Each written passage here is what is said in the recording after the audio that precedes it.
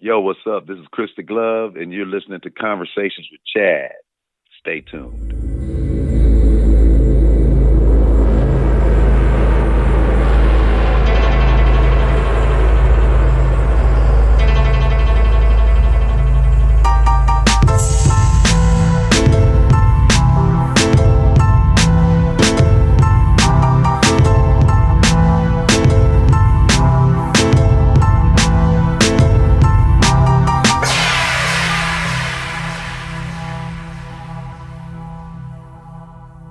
Welcome to Conversations with Chad, where we talk to industry leaders in music, entertainment, sports, and business.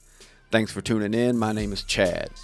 On today's episode, I'm sitting down with a legendary producer and DJ who has worked with some of the most incredible and high-profile artists in music. Check out this list of people he's produced and collaborated with: Ice-T, Dr. Dre, Nas, Snoop Dogg, Ice Cube, LL Cool J, and Xzibit. And that's just tip of the iceberg. Please welcome the man, the legend, Chris the Glove Taylor. What's good, homie? Hey, man, I'm hearing applause right now the way you did that. All right. I'm good, man. Thank you. Thank you for that intro. Yeah. So you were at the beginning of West Coast hip hop, like the ground floor before there was West Coast hip hop. Do you ever sit back and reflect on that, knowing you were one of the forefathers? Yes, actually, I do think about it a lot. I've heard different versions and variations of what other people experience, in life coming up through our thing.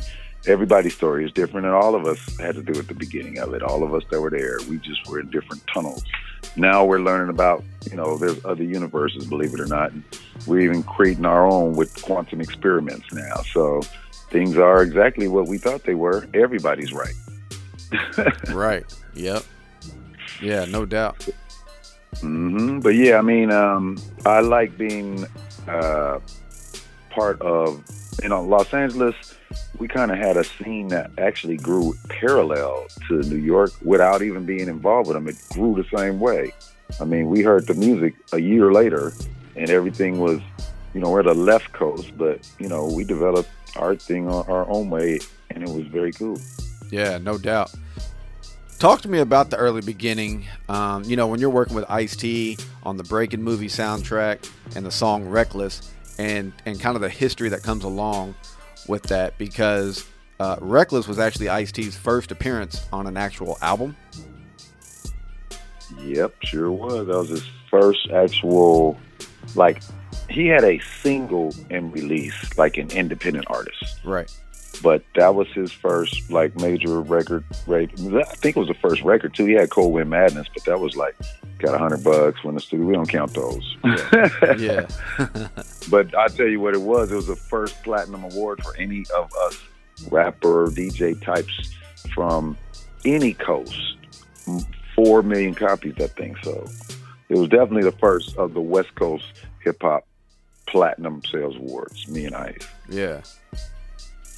But the history around that record, oh man, it was such a trip. So the music itself was just made for the film Breaking. Just back it up a bit. The song Reckless was in the movie Breaking, which is about the breakdance kind of growth in Los Angeles through a group of teenagers. Right. So they used to go to this particular club called Radio, when the film is called Radiotron. And it's basically a true story. They just tossed in a few embellishments. But after coming to the club Radio, the producers of the film decided to make a movie about the scene, and seeing the different mix of people, celebrities, kids, nobody bugging anybody, everybody having a good time. These DJs, the MC, it's all way out new, different stuff. Like, whoa, we walk into a live play. You know what I mean? Like, what's going on here? Yeah, yeah. So they asked me. They went to shoot the movie, and while they were shooting the film, they then were discussing the music. I overheard a friend of mine, Lisa.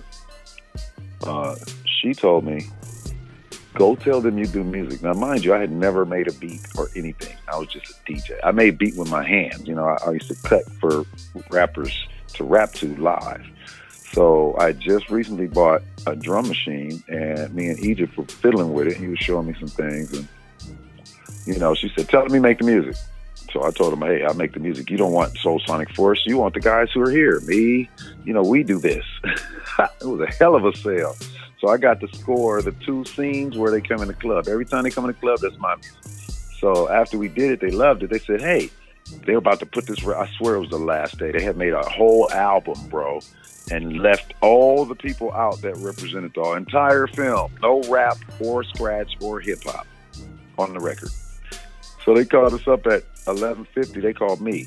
Hey, man, do you think you can make one of those songs, rap song with one of the pieces from the scenes? And I was like, yeah, man, I got it. I know exactly what to do. So I hung up, called my boy Dave Stores, who did the music with me. He was the engineer. And shout out to Dave, the alien wizard, keyboards, everything. He did everything with me except turntables. He can't touch them.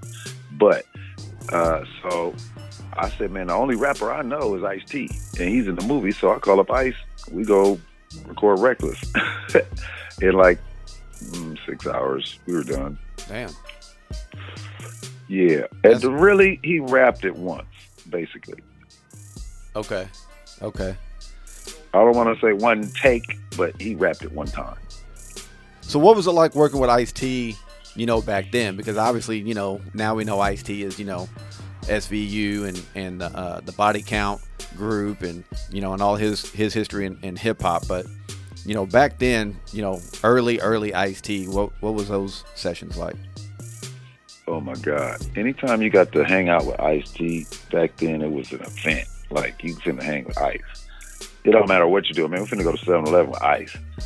It's like, we finna go to 7-Eleven. Y'all wanna go? Nah. We finna go to 7-Eleven with Ice. Yo, we all going, right? It's like an event. Yeah. Like, Ice-T is going to 7-Eleven. We finna go. Like, for real. The guy, I don't care. Oh, man. I don't know if you ever saw Fast Times at Ridgemont High, but it was a guy, Yes. I believe his name was Mark Ratner, right? He was the one who was the scalper. Uh-huh. I think that was him, or whatever, the scalper guy who was teaching the young dude who wanted the girl. He said, this is what you got to do. Wherever you go, that's where it's happening. Hey, isn't this great? That's Ice-T, bro. Everywhere he goes, it's happening. Period. That's crazy. Yep, that's what it was like. What's this story behind the Ice-T and Madonna at one of the shows, like in the early 80s, where she's like gets him up on stage and starts taking his clothes off and then starts taking your clothes off? Like, what's that story? So check this out. This club radio, it just would draw out the most eclectic types of talent. And so Ice, we used to make a game of it and be like, we're going to bring them on stage. It's like, it used to be a TV show. I can't remember the name of it, but not the Apollo, but you were just like a talent show. Not really talent, but just if you got something, come on, get on stage. We down. We're going to help push you. And then, Madonna was a hot, thick little Italian chick. It was like, yo, you want to get on stage? Hell yeah. So check this out. Ice, I'm going to tell a story. So Trip, we had a room under the stage. Like, it was I could barely stand up in that room. And Madonna talked to me and Ice, and it was a bunch of people down there, but it was like a little backstage area. So she was down there. She was like, okay, we're going to do this. I want to perform. So Ice was like, okay, well, I'm going to get you up on stage. I'm going to get you on stage. You're going to perform. We're going to hook it up. Gloves here. Give it a record. Let's work it. So we go stage. We thinking she just going to perform and all that. So we go up there. Ice like, yo, we got a new young lady from such and such. Her name is Madonna Ciccone, blah, blah, blah. Y'all give it up, right? We don't even do shows there. This is the whole point. Like, we slid her up on stage. She didn't come to perform. Okay, so wasn't nothing like that happening. It wasn't like, oh, Madonna came to perform and we was on stage. Right. This chick came through. She was cute. Very cute. Talked to Ice. Ice had the ladies wrapped around his finger. I used to watch him. He had her wrapped around his finger. Damn. She was, yeah, bro. You should have seen it. It was like a snake charmer, bro. I'm like listening to him talk, man. Side note, we used to go hang out at I didn't realize where we were, but we used to go to this lobby down the street and just hang out. He said, it's a school. Dude, it was, what's now Fit'em. It was the School for Girls, the damn Fashion Institute. We used to kick it in the lobby. Ice-T had me in the lobby of the All-Girls Fashion Institute. You couldn't even get in there. Okay, so let's go back to Madonna. So he got her wrapped around finger. She's like, okay, she's going to perform. She's hyped because radio was just on the calendar section. If you were familiar with calendar, it's like being on Billboard cover #1, you know. So everybody's gassed over radio. So I go over, I'm scratching, Ice is rapping. He's like, okay, we got somebody coming, cutting gloves. Stop it. And he does it. Madonna coming up, blah, blah, blah. So I start cutting. He hands her the mic. He steps back. Another one of my homeboys, Kurt, is even in this. I have a picture. So he steps back and she starts singing. It's Everybody is the song, her first single. Okay. She's singing and she's singing. And Ice is kind of standing back on stage, like back, but on the stage. So she starts to ease over while she's singing, and we're looking at her, and she gets over to him and starts taking his shirt off, bro. She got her hands all over him. She's singing and she's taking his shirt off. He kind of like moving at first like, hey, but, you know, he kind of like, hey, at the same time, right? So, right. And then, so some kind of way, he kind of looking, so his girlfriend is there, right? And she's in this picture, too. It's funny as hell. Because I got a picture of Lisa looking at Madonna like she gonna kill her. Oh, shit. Ice is standing in the back with his arms crossed, and now she's on me trying to take my shirt off, or I barely wore a shirt while I'm DJing. So she done moved from him to me. This whole scene is happening, dude. It's Madonna. You know, long story short, she ended up being a fucking superstar. Oh, yeah. Man, that's crazy. Yeah, it was funny. And you see she's still kissing black guys and taking their shirts off on stage. Yeah, yeah. Literally. Some shit just don't change. Oh, man. It's from the start. Look, bro, I got to tell you. To me, that was Madonna's very first show. She could have performed somewhere else, but I had never heard of her. I had seen her record, but I hadn't played it. Then I was playing. I was like, this is cool. Actually, yeah, somewhere in the lines, either I was playing it or because Sire, yeah, that's what happened. I was playing her record because, see, I was a Billboard reporter. So they would bring artists and bring me records, like play this. Mm-hmm. Like they brought me Tom Tom Club on a white label and brought, you know, David Byrne and them in there. Brought me this. And so I'm playing this record for a week. And my girl, I think it was Robin or Shay. No, it was Shay. She worked for Warner and Sire. And Shay brought Madonna up there. I found out later. That's yep, crazy. she just walked in and copped up on stage with her crazy butt. So, I got to ask you this too, because I found this interesting as well. Tell me about linking up with Weird Al Yankovic on the 1985 Dare to Be Stupid album. 'Cause I think you did the scratches on that. This Is the Life song. What's the story behind that connection? So there was a film called Johnny Dangerously, and that was, I forgot, I think it was Keaton, Michael Keaton or somebody, and Johnny Dangerously was like a gangster, whatever. Weird Al had this song for that soundtrack, and I did the scratching on it. I don't know how we got connected. I think he might have came to the club. To be honest with you, it was radio. Radio connected me with Sting, him, Miles Copeland, Michael Jackson. At radio, they walk up to me. Oh, wow. I'm like 20, by the way, 19. Yeah. I'm like, you're Michael Jackson. I'm cool as fuck, though. Yeah, he stole my glove concept after that. Anyway, literally, 1983. Right before he goes to Pasadena and does the show. That famous show that everybody thinks was at Radio City Music Hall was at the Pasadena Civic. Motown special. Okay. Anyway, that's when he first donned the gloves, when he did the moonwalk. Yeah. Fucker. Yeah. Excuse my language, man, by the way. Anyway, rest in peace, Mike. So I go back to, man, it was radio was really the catalyst of all of those crazy things. So Michael Jackson took your glove idea. Well, he wasn't wearing one before he came to radio. And then when he left radio, he started wearing one. So I'm not going to say he took my idea. I'm just going to leave that for the intelligent people out there. Right. And let me tell you what else. I used to wear an after ski glove. You know what that is? It's the glove that goes, you put on a glove like a liner, and then you put on your ski glove. Okay, yeah. So the liner got like broken aluminum foil on it. It looked crazy, but I liked it because it catch the lights when I'm on stage. So I used to ski. That's how I figured it out. Now, I don't know how much skiing Michael Jackson did, but I was a skier and a snowboarder. So I found this glove. People wore gloves, but I had never seen that kind ever. I seen gloves, a white glove, a black. That'd have been something. But to wear the exact same glove that he asked me about. So Michael asked you about the glove? I like that glove. Yeah. What do you think? I just say that, made it up? Like he just took it and put it on? Nah, man. You ask anybody about that. That shit was definitely, to me, it was blatant. That's a little. But, I mean, that's a little coincidental. Yeah, man. I mean, you can have gloves, Michael Jackson. You're the man. But damn, the day after you meet the glove, and then you know, the week, 2 weeks, what the hell? You did last week. You did Soul Train with no glove,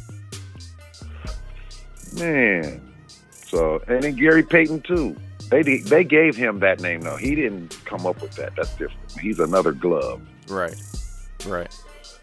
But it's cool. Cool. So let's get on to this next little phase here, because I guess it was around maybe 86, 87 that you met Dr. Dre. Yeah, roughly 87, I believe. Yeah. Okay. 87, maybe 88. So tell me about that meeting and how you two started working together. And if you can remember, what was the first record that you two collaborated on? Well, first record we collaborated on was a song called Funky Vibe. That was my group remix. That he did a remix and rapped on it. Okay. But the first how we met, I met him at my house. Like my best friend Dave Jaquette at the time, he met Dre, and he knew I had musical aspirations. I was DJing, I'd been in the movie, blah blah blah. He was with me he was with me, like he's like in the pictures when the camera's not rolling, he's all up on stage with me. As soon as the camera not rolling, he up on stage.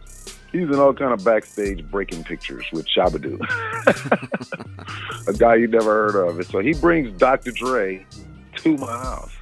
I'm taking out the trash. Told this story a couple of days ago. I'm see this convertible Vette come whipping up La Brea, and then cut down, because I can see all the way to La Brea from where I was living. Whipped around and came up to my little side street. I'm like, damn. And as I'm watching, all I see is the person I know in it, right? Oh, that's Dave. You pull up. I'm not even looking at the driver. I'm at the passenger like, yo, what's up? I'm about to ask him, whose car is this? Like, that's how dumb I am, right? The dude's driving it. I look over. It's Dre.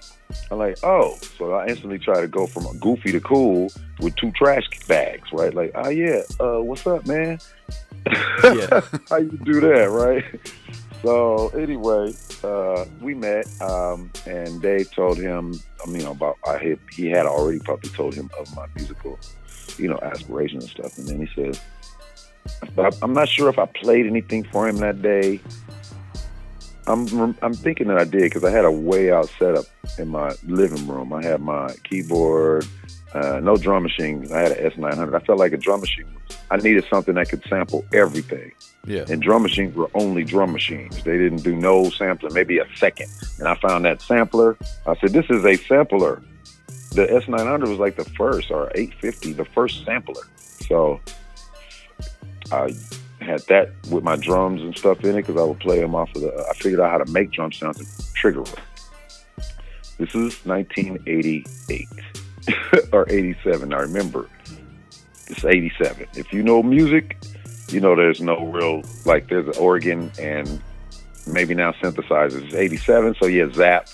So you got like the Moog, but MIDI is not really happening. People are playing the tape.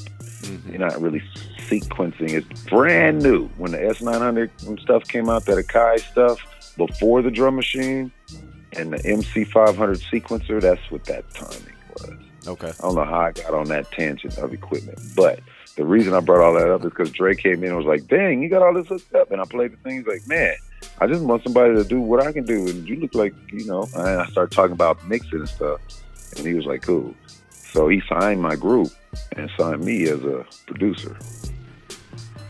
Over so I was on Ruthless. At Ruthless, yeah. Yep. Yeah, he was this around the time 100 Miles and Running. Okay. Yeah. So were you involved in any of the like NWA or DOC records while you were there? Or? Absolutely not, bro. Okay. I'm gonna tell you, man, it was funny because when I met Dre, like I didn't play none of their records. I was almost embarrassed. Like, damn, this cat brought Dr. Dre to my house. Like, I don't even play his stuff. Right. Because it was NWA. But he had Bishop Lay at the time. And so I was playing that. No More Lies was hot. It was on the radio, #1 at that time. He pulled up playing No More Lies. Mm-hmm. Okay. Basically, yeah. And it was like, so he was in, and then the dude is a magnificent producer. I was just like, whoa. So I was tripped out because he was doing NWA, and I heard it, and, I was like, that's dope. Like, I was sampling and all that, so you heard my setup, so, I could do all the things I heard, so I wasn't really like, they used other people's stuff, like Express Yourself had been that, and, they didn't come with fresh loops, so I was like, okay. But I didn't play.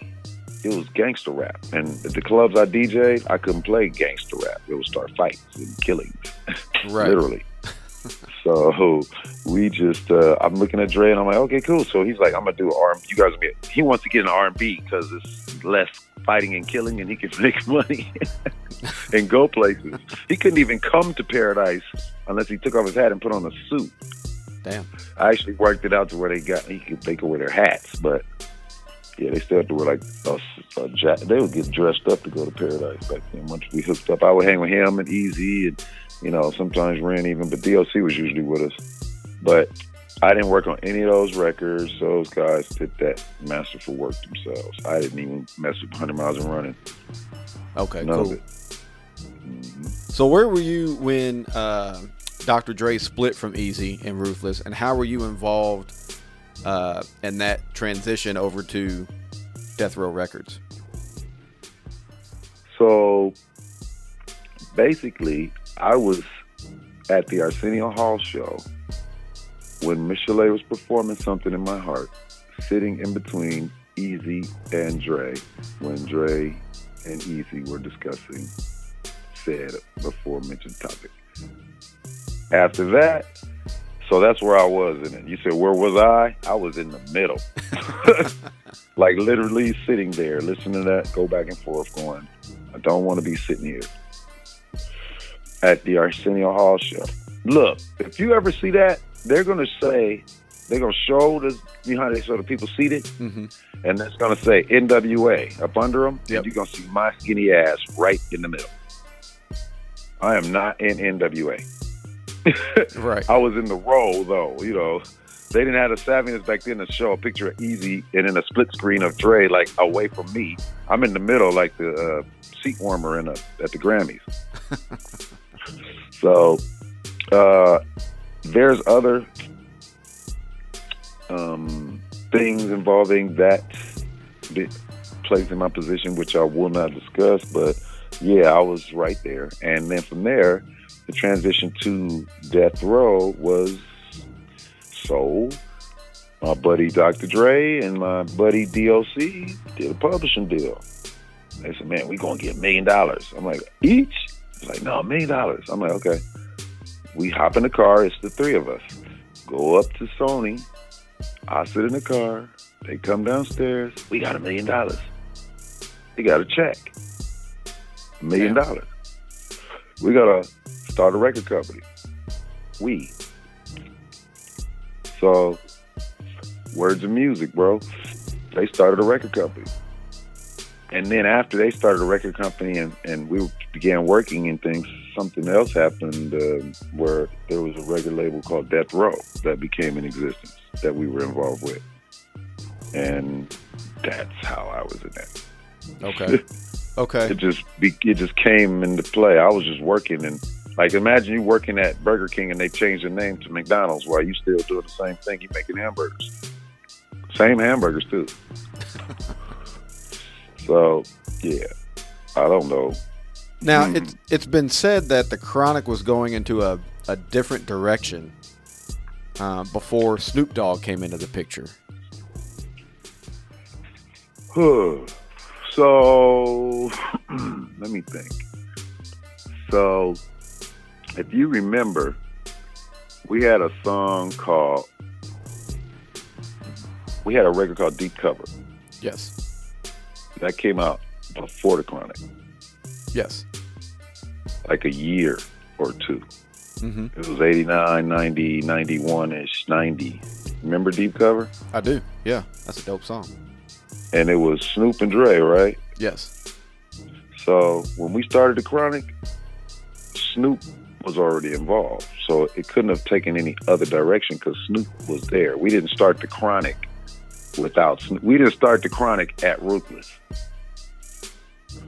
What we did was Dre used to come to my studio when I was recording Pro Broken Lonely and some other groups for Ruthless. It was a girl group. Forgot the name of them. I think it was I can't remember the name of them. Anyway, Terry B, a couple other people. So while working, they're explaining that they want to do this R&B thing and other things and stuff. And, man, I'm sorry, I lost track of what our point was on that, Chad. I did, because I looked at something and thought about somewhere I had to do later and just forgot. That's all good. I was just asking, Yeah. We were talking about you said that you didn't start the Chronic at Ruthless. Oh, yeah, we were talking about, that's right. Thank you. So what did happen was when I was working on those groups and my music, he liked the sound. And so what I was telling was he was already using, like, we were sampling songs. We had just done the, what movie was that, John Singleton? Boys in the Hood. Yeah. So he had sampled Bobby Womack. So we was more in the sampling still. And it was like, okay, dude, we love Parliament. Why don't we just get the instruments that they used and then add, and I didn't say add it or whatever. I said, we get the instruments. We could probably even get the guys who played it. Like, they still working. Bernie Worrell and these guys he ended up using. Right. Wasn't my idea to use George Clinton. Was not. But George Clinton ended up working after this discussion. And when we started talking about how he wanted, and then so we started implementing, instead of using a emulator and a Psycho Rhodes DX7, we get a Fender Rhodes, the real one. Okay. Yeah. Mic it or run it. Now use that. Like, there's a Questlove or somebody, I think it was Questlove or someone said that some group was the first group to use a Fender Rhodes in a rap record or something. And I was like, well, we've been doing it since '89. I mean, I don't know. It was like a record in the '90s, like Tribe Called Quest or somebody in the first beginning of the '90s. Somebody not from California as well. Okay. All right. We have time too, and we do things too. And if people understand, when I tell that dude or anyone else that we predate them by a year, whatever they think they heard, they go look at what Dre does. Let me ask you, how long does it take Dre to make a record in your understanding? In my understanding, in most recent times, it takes him quite a while. In a number of years, please, just off the top of your head. 2 years.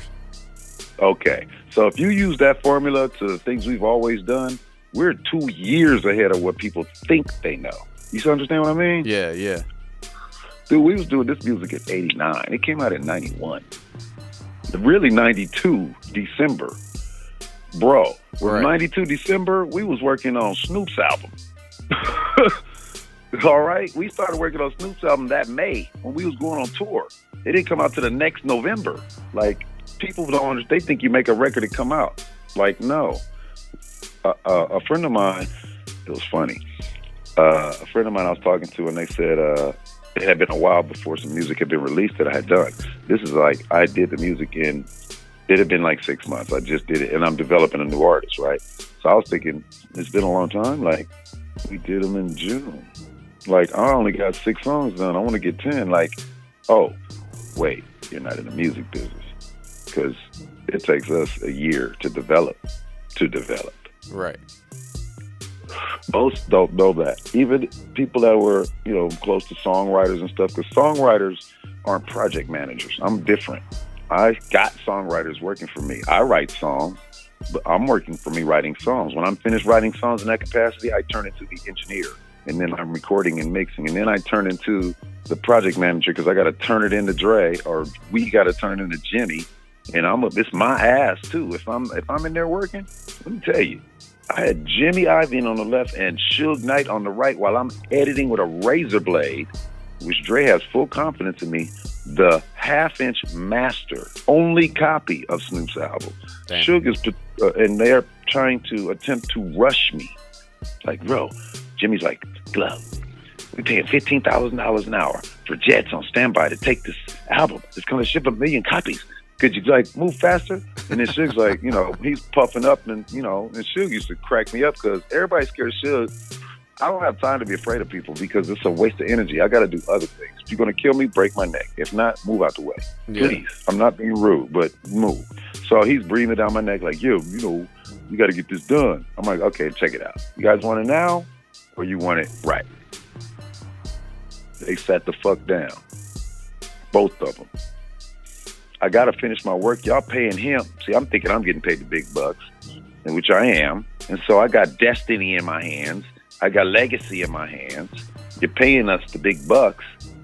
Let me show you, let me take the shot. I'm Kobe. Shaq just gave me the ball. That's Dre. Shaq and Kobe mixed. And I'm just Kobe. Get it? Yeah.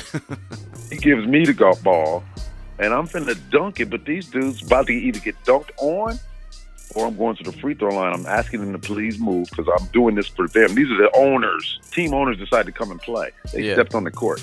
Oh, my God, that's a decimation. I got another story about that. Basketball with Suge Knight. Yeah? What's that story? Did you dunk on him? Check this out. No. Let me tell you what happened. So we go on Super Bowl Sunday, we have a signing party. I'm about to sign my contract with Death Row, and so it's Doc, Snoop, me, Dre, Suge, my brother, Randy, Ruben, Mike Lynn. These guys are in my group. Paul Broken Lonely. We're all celebrating because we left successfully, rootless. It's Super Bowl Sunday, and we're about to sign these deals. David Kenner's. We're at David Kenner's house. So we're in the backyard, playing basketball, 3-on-3. It's, I believe it's me. It will usually be me, me, Ruben, and my brother Randy. And then it was Dre, Mike Lynn, Suge. And then it was Snoop and DOC. So it was 4-on-4 because he had a big ass court. So DOC was on Dre, and it was DOC, Dre, Snoop, Suge against me, my brother Randy, Mike Lynn, and Ruben. We play basketball, for real. So after the first couple of games, but those guys don't play basketball, bro. I just want to tell you. They are, Suge plays football. I know that. Mm-hmm. But the rest of the guys, they don't play basketball. Not even, Snoop Doggy Dogg, bless your heart, bro. You're an excellent rapper. I cannot rap. I play basketball. My beats in basketball are equal. Your rap in basketball is not equal. Okay? So let me tell you the game. At 11-2, Ruben, RC, this dude was all city point guard. He's hitting 3-pointers. They didn't even have, let me tell you, we was shooting the ball before they take it out and shoot it. It's like, man. But let me tell you how I got him. So me and my brother Randy, we're 6'6", right? Mm-hmm. 6'6" out there is basically 7 feet. So, but I play swing guard now. I'm more like what now is Kobe Bryant. He brings the ball up. Not the best dribbler, but good enough. Mm-hmm. That was me. Get a good pass off. So I come down, and now I'm no level of Kobe. None of that crap. But I come down court. I threw my brother a lob. We used to like to throw lobs from like half court, right? Long lobs. I throw this dude a lob. I know he ain't even gonna catch it. My brother jumps so high, he catches the ball outside of the key, and he's flying towards the basket. Suge is in between him, but my brother, he was Mr. Basketball in Mississippi in 1992 or 1. He comes through, and Suge tries to push him with all his might, but my brother is also 100 pounds, right? He's so skinny. They used to call him a piece of paper on the court. This dude dunks on Suge and got his like balls in his face, trying to swing around him. Like he's wrapped around him, dude, slams him on the ground, right? We run over there. Like, you all right? Yeah, man, you dunked on Suge. The game was over after that. You know, anyway, yeah. Damn. My brother Randy dunked. I threw him a lob, and he dunked on Suge Knight. And some people saw it. It was so awesome. Oh, my God, it's awesome. I was saving that for my TV show, but I decided to start telling people. That's a great story. Yeah, Snoop was there. He saw it. And Dre, and Doc, and Mike Lynn, and Ruben, and David Kenner. And then Suge wanted to race me. He was like, I'm fast. I can run a 4 whatever, because I play football. I was like, bro, I will run you in the ground. I weigh half you, and I'm fast. And he's like, oh, I'm going to beat you. So there was a dog run on the side of David Kenner's house. If you know what a dog run is, if you know what a dog run is, it's about 4 feet wide, maybe, what would you say, 5 feet wide? With a brick wall on one side and a wall on the other. Mm-hmm. So they're like, I didn't realize, you racing against a tank in a narrow area, right? So it's like, go, I'm out, right? We out. He's fast. He's running with me. So I go to pull and accelerate, but he's got these big ass elbows. I can't get by him. He's swinging his arm like he fights when he races, bro. I've never seen it before. He's swinging his arm, so I had to slow a tiny bit and run and dodge his elbow. You know what I'm saying? I had to kind of time it while I'm running and turn sideways my chest so I could slide by him. Yeah. I shot by his ass. He was pissed. Like, dude, you don't play fair, man. We used to wrestle, Suge and I. He would toss me around the room like a pencil, like literally a pencil in his hand. Like, I was like, damn.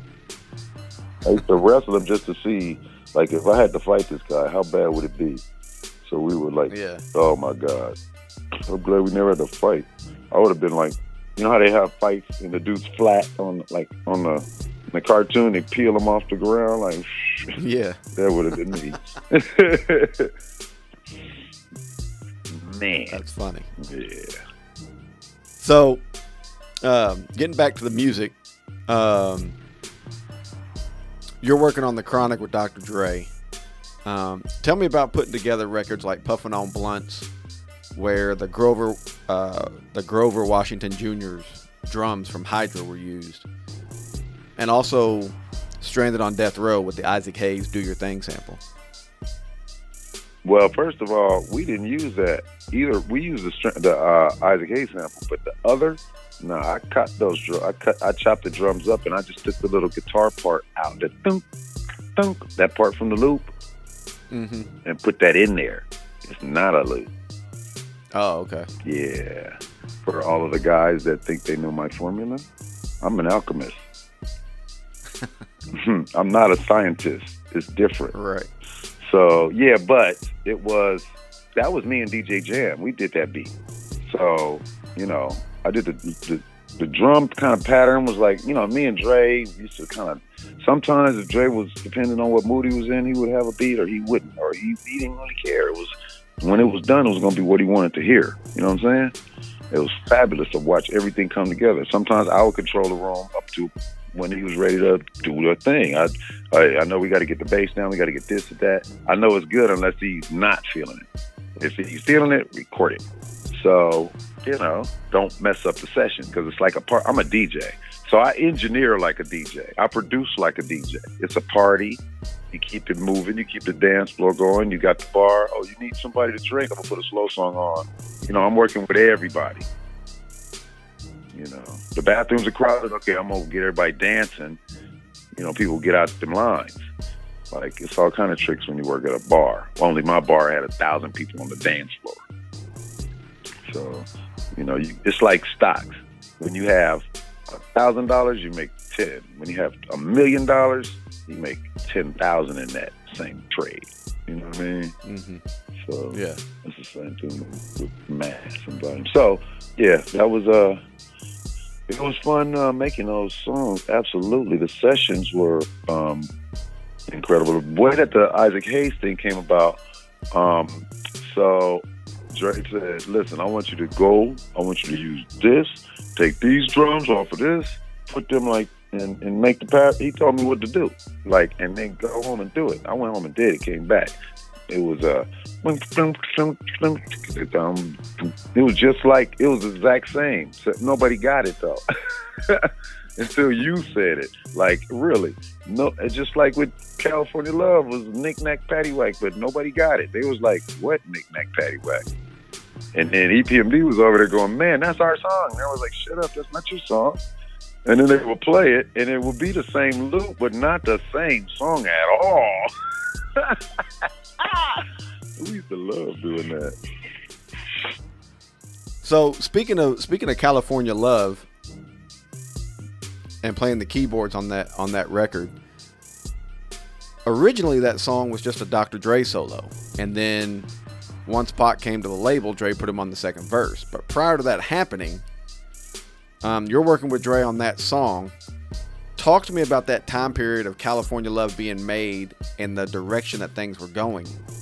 Because was that intended to be like a one-off record by Dre, or was there like a second Chronic solo project being worked on? Well, I cannot imagine what Dre was thinking. But in my mind, all the time we worked was either the next Dre record or whoever. It was go to work. It didn't matter, really. Like, the way we make music is just make music. And then how much we got? What do we got? Oh, you want to do what? You just make music, bro. We just making music. We don't really set out to make albums and lay them out like that. Not when we're recording them. You know what I'm saying? Okay. Now, before they're recorded, Dre might have a whole pattern drawn on the wall of how he wants to do it from 0 to 1,000, and then implements it. And I'm only in that portion where it's being created and delivered. You know what I'm saying? It's this wall of 1,000 numbers. I'm in like 7, you know what I'm saying? Or 10 or 70 or 1, you know, depending on whatever the project is. So at that point, it goes back into his mind. Now, in my mind, it was, we are always making music for Death Row. It didn't matter if it was a soundtrack. We make music and then make up what it was for. Hell, remember Murder Was the Case? We made that and then we made up the rest. Let's make it a movie. Let's make it this. It's going to be that. You just got to, you know, but, or it was just led to seem like that to me, and the insiders may have had a plan. We're going to make it up, because I do that now. I'll make, like, for instance, I know what my company is at the end now, and I'm like 30% in. When I get to 100%, I already know what it's going to be because I already planned it out. You know? And everyone gets amazed when you say, "Oh, you selling clothes too, and you're doing that." And wait till next year when you hear what I thought about last year. You know what I mean? You're going to hear it next year. You're going to see it. You know, so that's how we do all of this stuff. This time is way more valuable than everything else. So we just make music, man, and let them figure that shit out. Okay, yeah, that's what's up. Yeah, when he was making that, it was also. But let me tell you about the Tupac thing. So once we started on the California Love song, let me tell you what happened. I walked in the studio one day. I hear this song, California Love, right? Dre's rapping. It's the way you hear it, right? Except for the little Psycho Roads part that I played. You hear all of that. The horns are a sample. It's the sample of the record. You know, we don't use samples. Sometimes we'll make you think we use a sample, but if you listen to it, it's way cleaner and clearer than the original. Like, we've been replaying samples before they had a title for it, or parts of it. I mean, Dre's a master. You know what parts to pull out. We can take a sample and hear a part buried down in there, and then like a little get a vocalist to come in and copy that sound with the same and bring it out louder. You now hear the sound, but it don't even disturb the sample type shit. Like, we're alchemists with music. It's not even a joke. Cats think they know how to produce. They need to come to producer school. Every one of these top guys Every one of them can learn something, and I can learn from them. Then we all become greater. This stuff is forever, man. It's in the seam of the fabric of reality, this music. We got to be more cautious and careful with how we present it if we want the world to continue to exist. And I know that sounds crazy, but we're all part of this reality. So if we like it, you know, we can get that music better. Or not even better, just to a point where people can choose something that's an alternative. Right. But the funny thing is, California Love, I heard it in its completion when I walked in the room. Now, this is a span of one day. I go to Dre's house, I hear that. Oh, that's banging. Yeah, man, I want you to get on this. Okay, cool, I'm going to get on it. What do I do, bro? It's full. You got Manny Moore and Jack coming to play the horn parts. They're going to be even bigger. Man, figure something out, bro. You know, he will not. This dude, Dre, is one of the greatest. Do you think Tony Robbins? Let me tell you something. I go in there with nothing, bro. And we come out with the part. I said, okay, I got something. Here, record. I play one thing one time all the way through. We never sequence. So I play it down in the hooks, in the thing, whatever. It's fucking there. He don't erase it. He don't delete it. He turns it up. He cues it. It's perfect. He's rapping. I'm like, this cool? He's like, yeah, I'm about to start mixing. So I go into the kitchen. I'm making a sandwich. Yo, what's up, man? I turn around. It's Tupac. What's up, Pac? You want to hit this? Yeah. I hit the weed. He's like, I don't got nothing. You want a sandwich? He's like, nah, man, I'm cool. It's about to, okay, so I pass the blunt back. He go in there with some people. They partying a little bit in the other room and out by the pool. I go make my sandwich. Go out there for a second. I'm eating. I ain't out that room maybe 10 minutes, bro. Since I seen Tupac, maybe 7 minutes, right? I'm still eating the sandwich. I walk in there. This motherfucker's on the fucking mic doing the third part.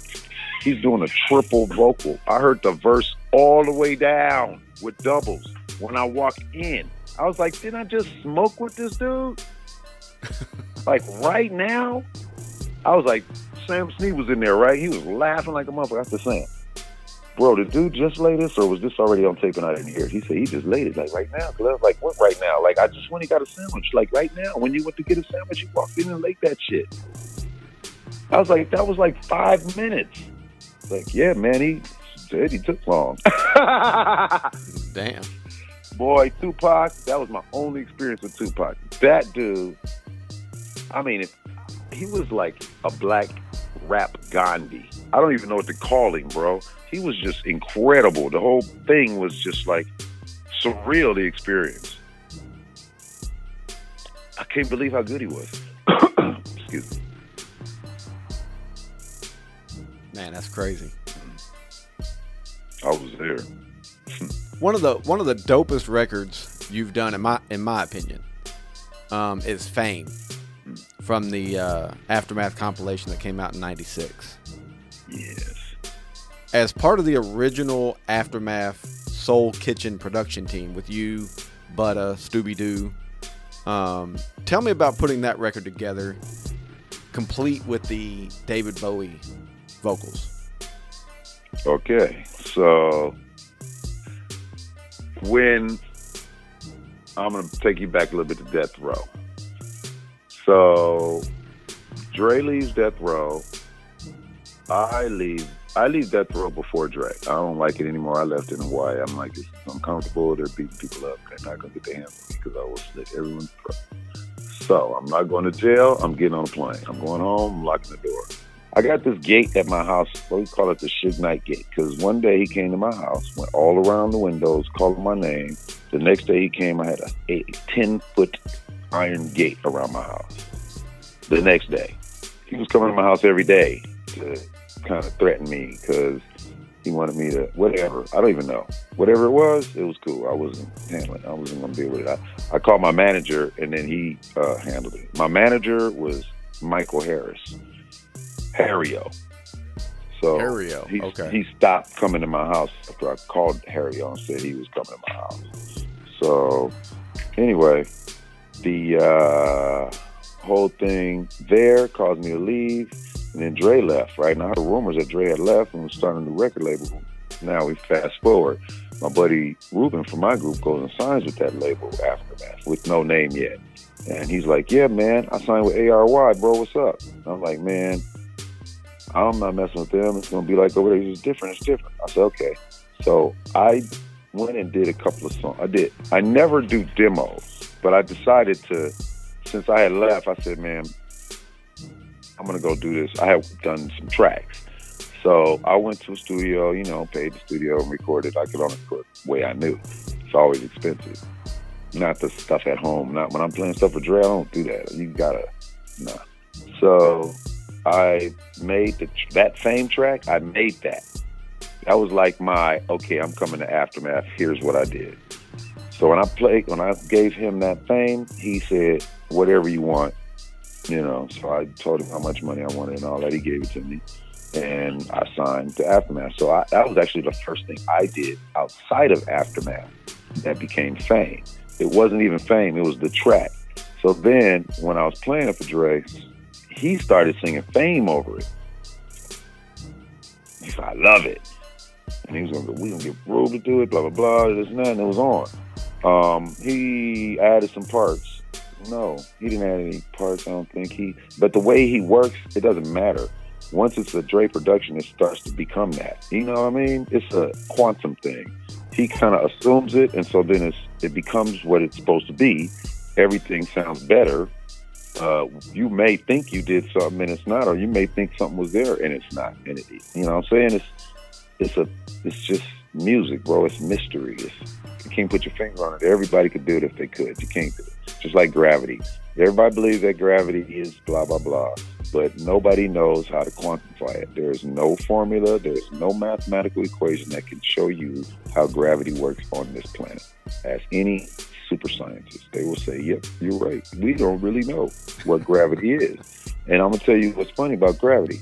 The only reason we need gravity, there's a law called what goes up must come down. If you hold a feather and an apple at the same rate, they fall at different speeds but the same rate. Just vary by their weight. You understand? That is called what goes up must come down. The reason we need gravity is for the people that are up under us, since we're a globe. They're standing down there, so we need a trick bag to make them hold to the ground. Of course, you've been overseas. You didn't feel upside down, did you? I did not feel upside down, no. Now, we know that this is a globe, fact. We know that it's spinning, fact. But you didn't feel upside down, and if you jumped, you would have came right back down to the ground. So there's no need for gravity. It's just something people gotta have because they want to know why the people up under us is not falling. But the rule is what goes up must come down. That's the fact of the matter. Okay. Yeah, it's funny, huh? Chris the Scientist Taylor. Yes, sir. Yeah. Tell me about putting together Zoom with LL Cool J, because that was a combination that we hadn't heard, kind of at that time. LL Cool J, Dr. Dre. Talk to me about that record coming together, using Donna Summer's "Love to Love You, Baby," and then giving nods to people like MC Easy and Troops, Get Retarded. Okay. Let me see. I didn't use any of that. You didn't?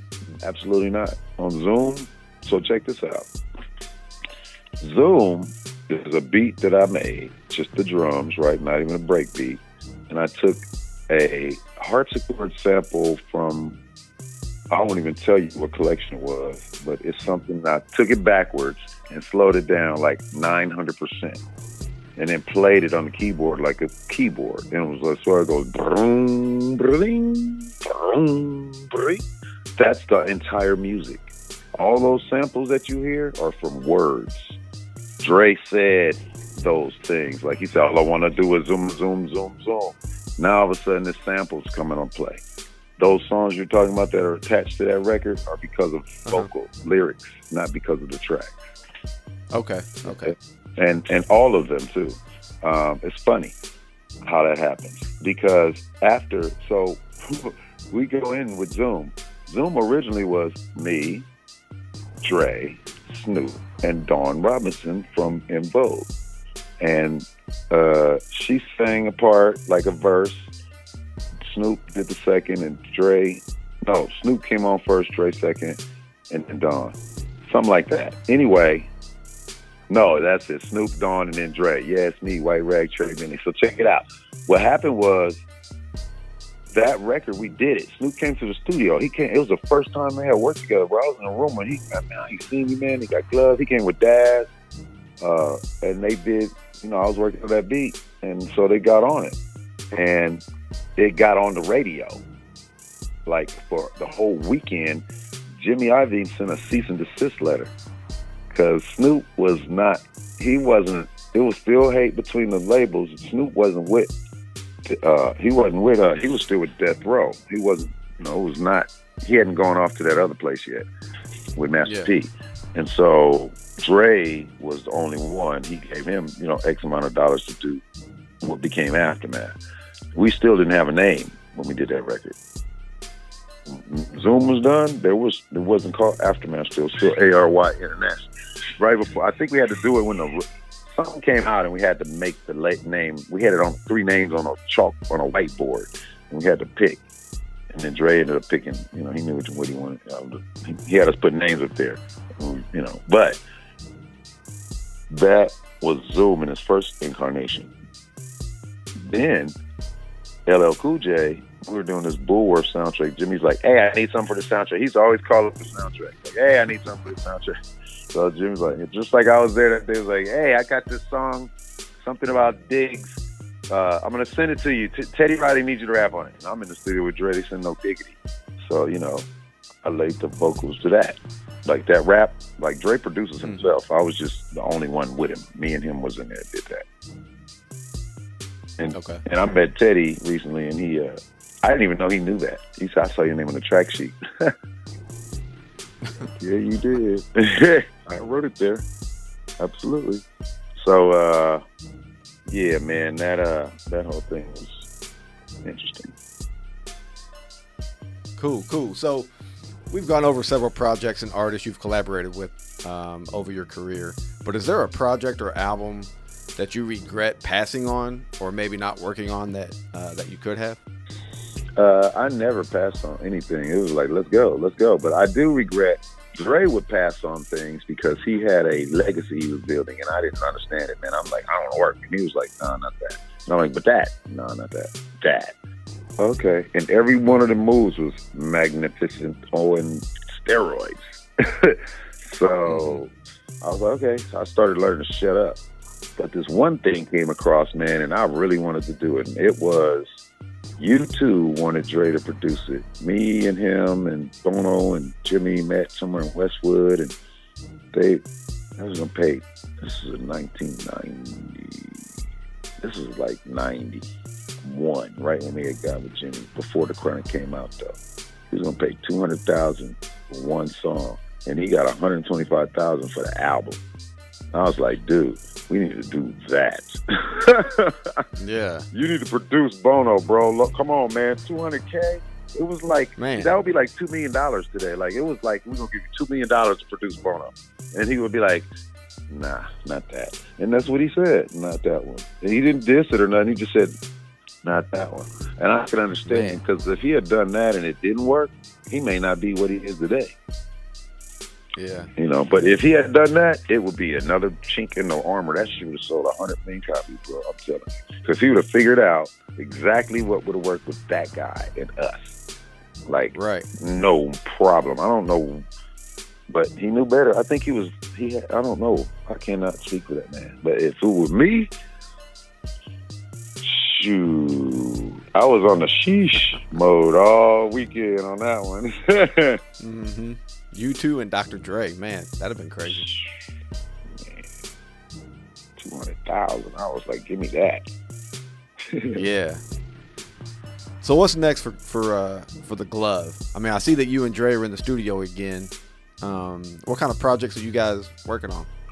Well, like I said, I do not speak for Dr. Dre in any manner. He's got his mind over there. But me, I've been over. He's working on music, man, and it's the same. Like, I don't know, like I hear these names or titles or words, and I don't really, we don't live in that world. We make, okay, so like we make music and we listen to it.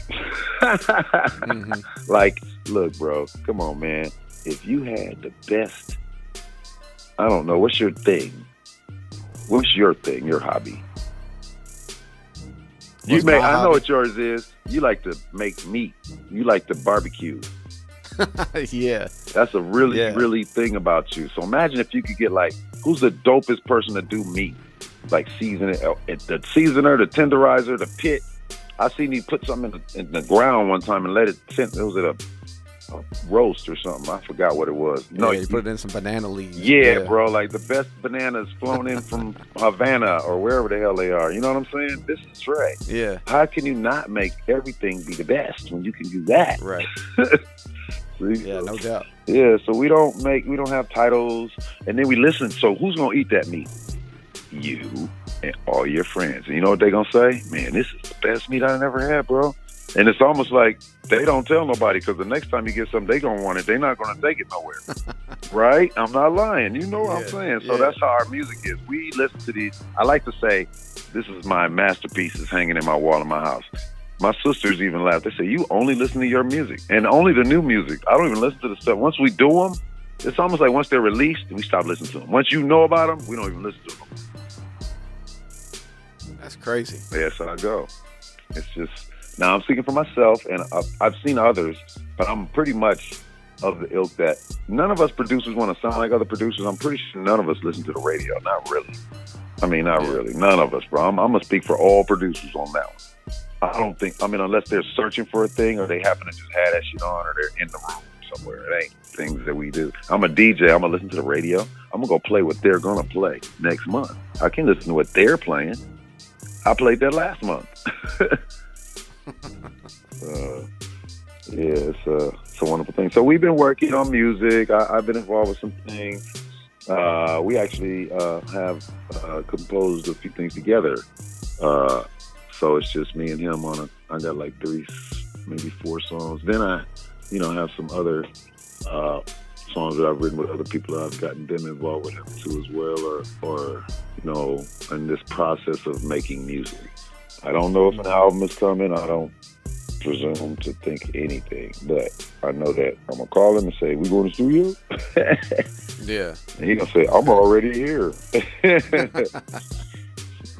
Yeah, so he's recovered well from the aneurysm thing. As far as I'm aware, I spoke with him a few times, and he told me that he was going to the gym. So okay, that's all I can really say. Everyone else can make their conclusion like I did. I'm like, be strong, my man, at the gym. That sounds good. Not like I'm going to the hospital. That don't sound, even if it's for just good things, it doesn't sound as promising as I'm going to the gym after you had an aneurysm. You know what I'm saying? Oh, yeah. No, I agree 100%. Yeah. So, and then I also see Death Row is going to start releasing some, unreleased stuff or some Volta music and things like that. Are you involved with that, with what's going on over there? Absolutely not. Okay. Cool, man. Chris, I appreciate you coming on, taking the time to sit down and talk with me for a little bit. Absolutely. You can find me at Chris the Glove on Instagram, and you can find me at Chris the Glove on Clubhouse, spelled the way it sounds. Cool, man. I appreciate you. Man, come on, man. Love you, bro. You too, homie. Stay in touch with me, all right? All right. And that concludes this episode of the Conversations with Chad podcast. Be sure to check us out at chadkiser.com. We'll be back soon. Thanks for listening.